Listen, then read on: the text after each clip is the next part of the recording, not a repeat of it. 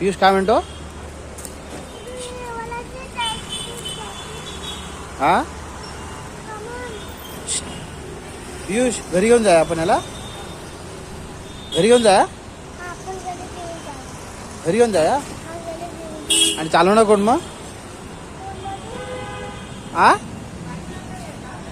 चालवणार कोण? हा अरे पण चालवणार कोण?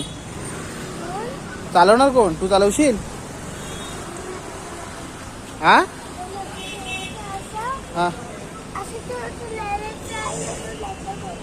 हा हा आणि